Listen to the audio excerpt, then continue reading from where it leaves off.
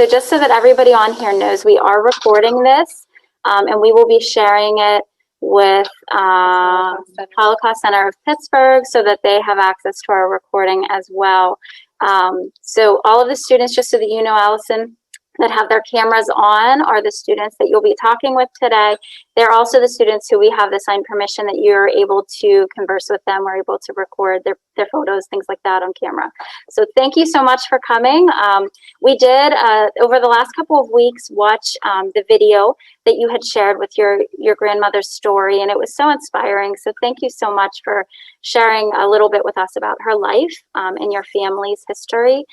So our kids have some more questions for you that they would love to share. So thank you so much for your time. You're welcome. So we're going to go ahead and go through the pre-written questions from the Holocaust Center. And then, you know, if they have extra time and if they have any follow-up questions, and if you have time, maybe, you know, they can stay and ask you, but that wouldn't be part of the recorded session. Sure. Okay. All right. Our first person is Jason. You ready, Jason? All right. Hi, Allison. I wanted to know what your family's life like was before it was interrupted by the war and the Shoah. I wanted to know what your family's life was like before it was interrupted by the war and then the Shoah. Thank you. I mean, my grandmother's family had a very comfortable, happy, harmonious life. They were fairly, I don't know, say they were rich, but they were very comfortable. They had a good business going, and they were very close. My grandmother was especially close with her older sister and her parents. And, you know, when the Germans occupied and they were taken to Auschwitz, my grandmother was the only one of that family group who survived. The business was still there when she returned to her village, but a lot of their belongings were taken by people. Thank you.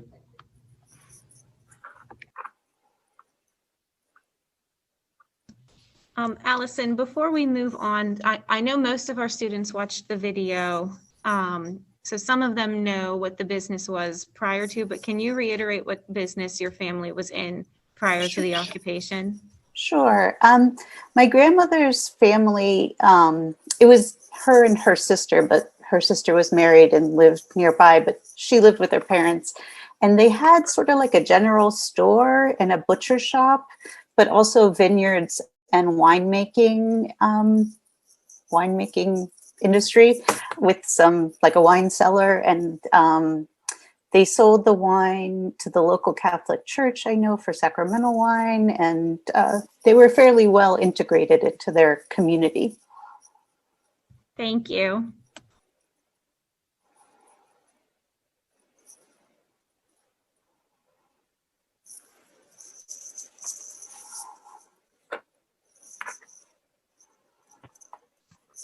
Hello. Did your grandmother share with you what they were like when they were a teenager? I'm sorry, Michaela, I had a hard time hearing. Did your grandmother ever share with you what they were like when they were a teenager? Was the question, what did my grandmother ever tell me what she was like as a teenager? Yes. Okay, sorry. The masks make it hard, but I know they're important. My grandmother was kind of a rebellious or mischievous teenager. One thing, I don't think I said it in my talk, but in the village where she lived, Ostrosh, they were the only Jewish family. But in a larger town called Eger, there were more Jewish people and there was a synagogue, and her father went there a lot for work. And so he would take her with him and drop her off at the synagogue to take a class to learn Hebrew or prayers. I'm not sure what. But there was also a really nice park next to the synagogue. And so as soon as my grandfather or great grandfather would leave her there, my grandmother would go, instead of going into the synagogue to the class, she would go into the park and play with other kids. And I think this didn't go on. I think it went on till she was probably like an early teen, 12 or 13. But she was very close with her family. She really liked being outdoors and working with animals. Thank you. You're welcome.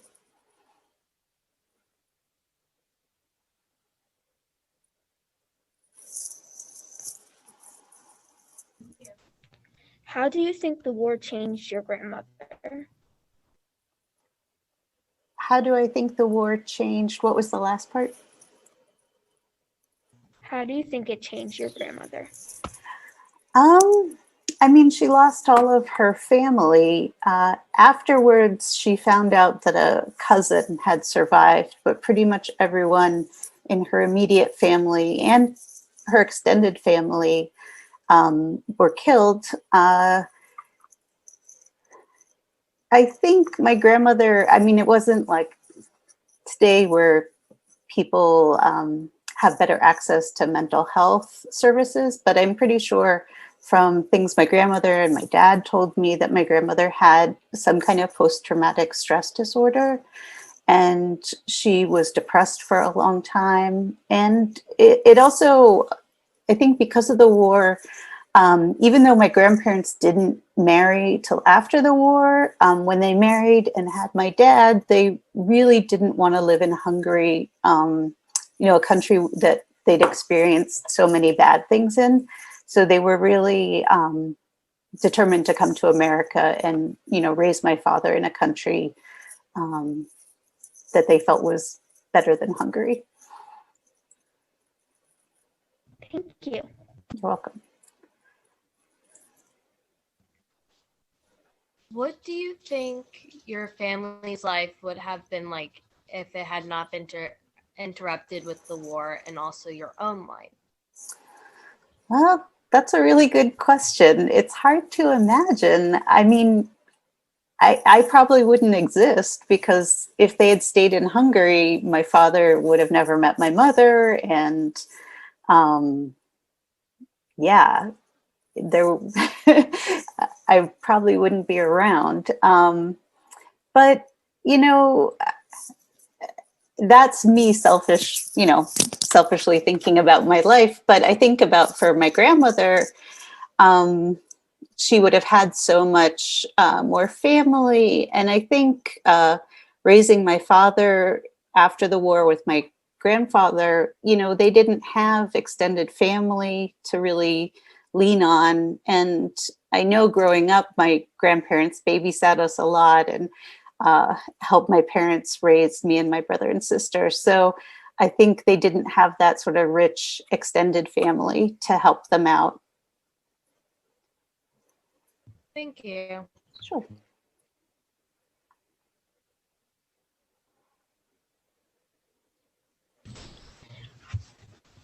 All right. What was stolen from your family during the Shoah? Sorry, Rory, I interrupted you. Can you say it again? What was stolen from your family during the Shoah?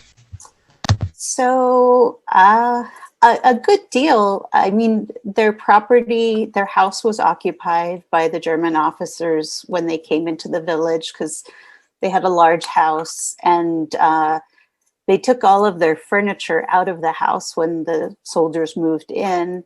And the villagers helped my grandmother's family move a lot of precious things into the wine cellar that they had. But after the war, not a lot of things remained. And I don't know if I said it in my talk or not, but when my grandmother returned to her village, most people wouldn't let her into their house, or they kind of shunned her. And she's eventually a school friend of hers, her family sort of took her in and helped her out. But I think the reason why a lot of people didn't let her into their houses is because they had taken things, because they really thought probably my grandmother's family would never come back. So they had taken art and furniture and other things. But those are just the physical things. I think the family and the family stories and the family history you know, there's big gaps. And I think also I was very close with my grandparents, and I think about my father growing up without grandparents, and without a lot of aunts and uncles. And so that's something that was also stolen. Thank you. You're welcome.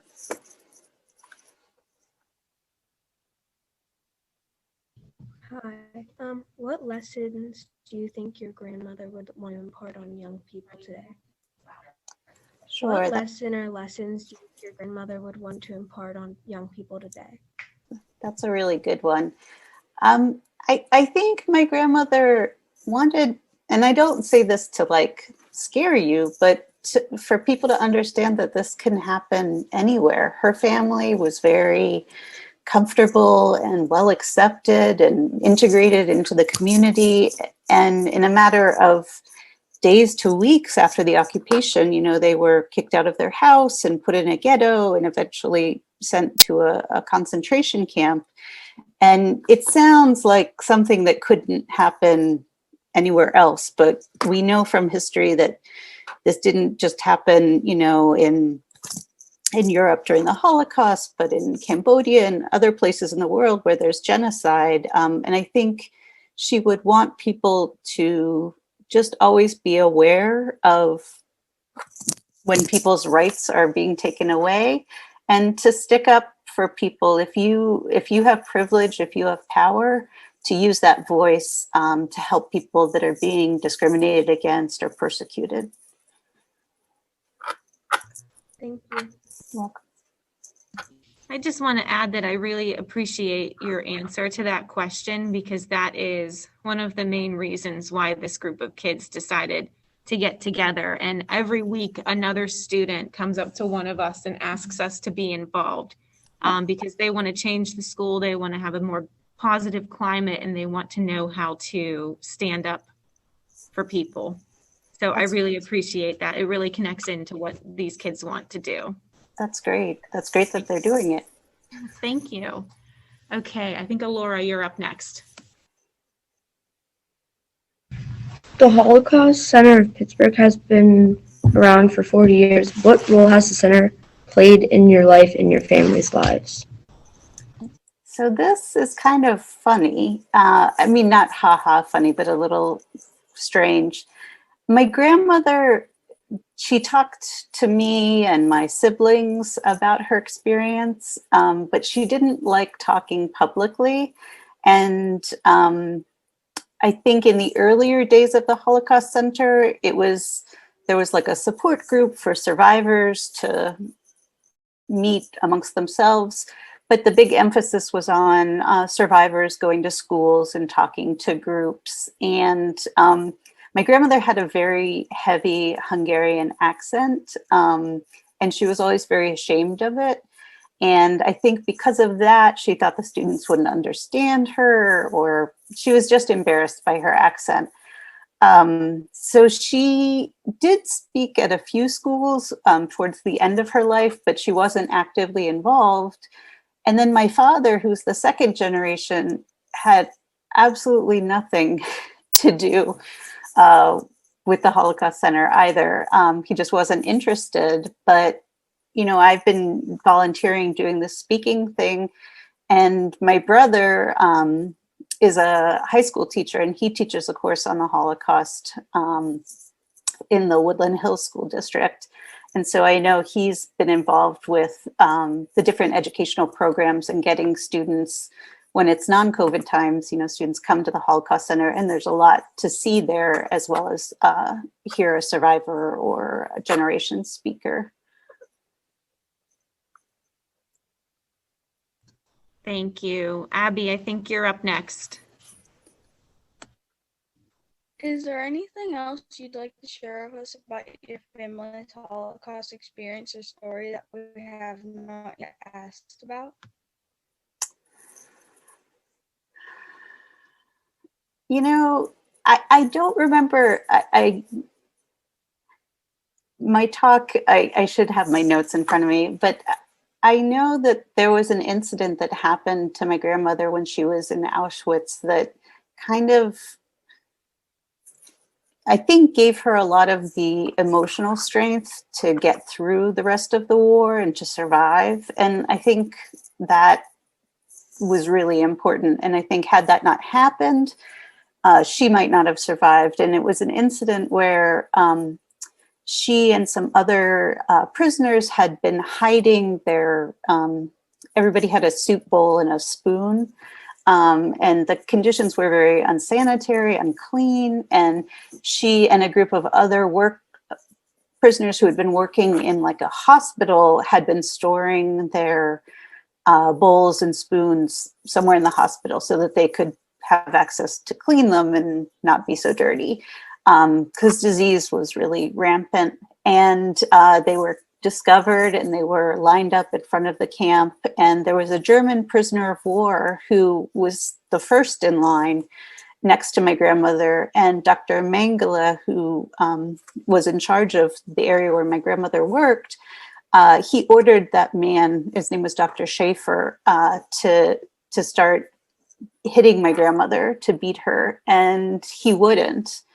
And I think for my grandmother, she realized that like not everyone had gone mad and crazy, and that there were still good people in the world. And I think that helped her not lose her faith in other people and in humanity in general. And that gave her the strength to, I think, survive. Thank you. That was really inspirational, interesting to hear. I really appreciate what the story you just told us, and I hope that the kids are able also to internalize, everything that you've told us today. I think the last question is Jake, and we have the candles. Okay. Okay, do you have a candle too? I have my candle.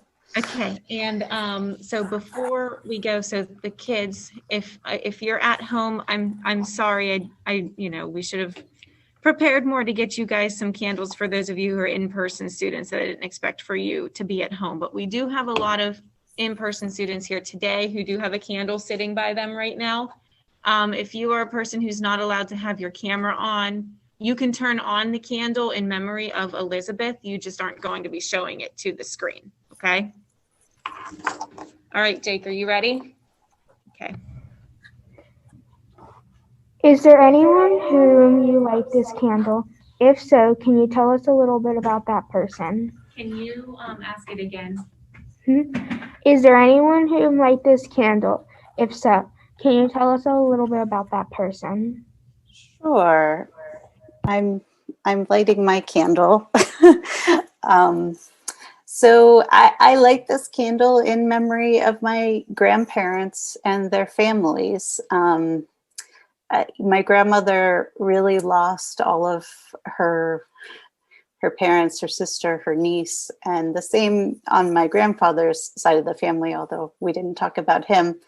And I want their memories to live on through, me and my siblings, but now also through you all, and that you've learned about it. And hopefully it's something that you can, draw on in your lifetime. Okay, thank you. That was really nice. Thank you so much for inviting me. Alison, if you want to hold your candle up real quick. Yeah. Thank you. All right, thank you. And I'm going to take one of you guys this way. Are we doing one more picture? Okay. Yes. Thank you. Thank you. Okay, we are going to keep our candles on in memory of Alison's grandmother, Elizabeth. So don't turn your candle off. We're going to keep it on. Okay. And is there anything else that you guys want to say to Alison before we start heading to second period? Jason? Thank you, Alison, for taking the time to do this with us. It means a lot to us, and we're grateful to have you. You are very welcome, and it means a lot to me that your school and you group of students and your teachers chose to do this project. It's really important. Jake also has something to say. Yeah, thank you for coming on to me and telling us about your grandma. That's really nice. for us to learn about that. So thank you. Thank you. You're welcome, and thank you for taking the time to learn about, my grandmother's experience. And even during COVID, we can, it's nice to be able to interact with the people who listen to the story and answer your questions. All right, well, thank you so much. That wraps up our time with you today. We will share the recording with you as well so that you're able to have that. Also, thank you to Mrs. Peters-Roberts for all of her work in setting everything up. And thank you to Dr. Agner. He's our Director of Pupil Services that came to join us as well today. So we're really excited he was able to be here. And most importantly, thank you to you. Thank you to our kids for all of the time that you've kids spent in researching and learning and taking the courage to speak on camera and to ask the questions you've asked. And Alison, thank you for having the courage to share your grandmother's story and to speak to not only us, but to so many, because that's really how we continue to share her message and make our world a better place. So thank you so much and have a wonderful day, everybody.